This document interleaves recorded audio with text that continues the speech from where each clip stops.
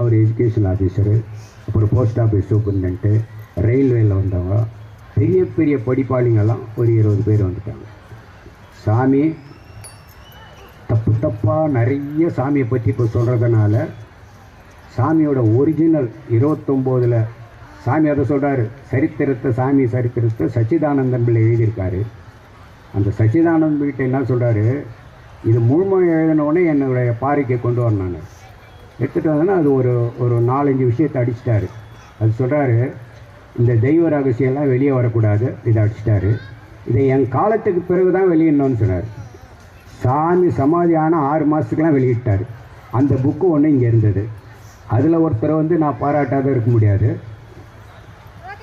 அவர் போயிருக்கார், இப்போ வருவார் கார்த்திக்னு. 29 வாங்கின புக்கை உள்ளே வச்சுட்டாங்க. அதை போட்டு கும்பாபிஷேகத்துக்காக அந்த புக்கு போகணுன்றதுக்காக அதை கொண்டு போய் எங்கெங்கேயோ கேட்குறாங்க. அது தொட்டாலே தனித்தனியாக வருதுங்க. அதை எப்படி போடுவாங்க சொல்லிட்டாங்க. ஸ்டூடெண்ட் ஜெராக்ஸ் எல்லாருமே அதெல்லாம் முடியாதுங்கன்ட்டாங்க. கடைசியாக என்னை கூப்பிட்டு கேட்குறாங்க. எனக்கு என்னன்னா, எனக்கு அந்த பணியை கொடுத்தாரு சாமின்றதான் ரொம்ப சந்தோஷம். வாங்கிட்டு யோசனை போடுறேன். ஆஹா, நமக்கு குமரகுரு பிரிண்டர்ஸ்னு ஒருத்தர் இருக்காரு, அவரை போய் பார்ப்போம். ஏற்கனவே ஒரு புக்கு போட்டோம், அற்புதம்.